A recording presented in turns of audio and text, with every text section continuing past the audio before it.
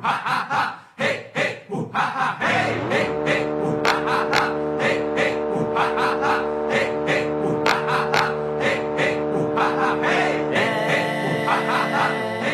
em dic Clàudia i avui vinc a recomanar-vos un llibre que es diu El último encuentro, de Sándor Márai, que va ser publicat per primera vegada l'any 1942.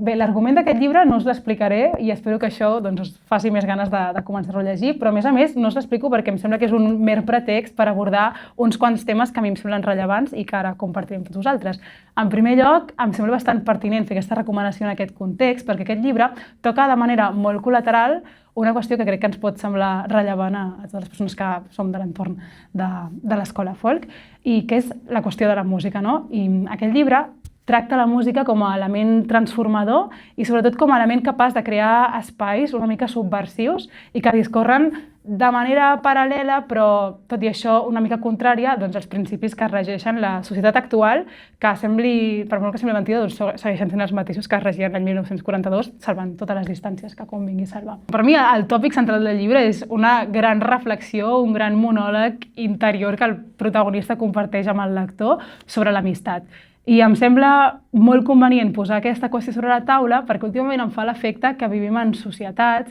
que tendeixen cada cop més a l'individualisme i segur que no soc la primera persona que ho diu ni que ho pensa perquè és una cosa plenament tangible, no? I crec que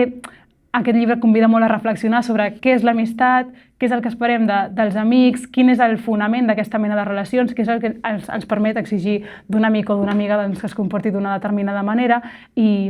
em sembla molt pertinent. Doncs convida a aquesta reflexió i de fet el meu objectiu amb aquesta recomanació i donar-li tota la vigència. Al bosc i vaig al bosc a buscar, ves que he vist, ves que busco al bosc.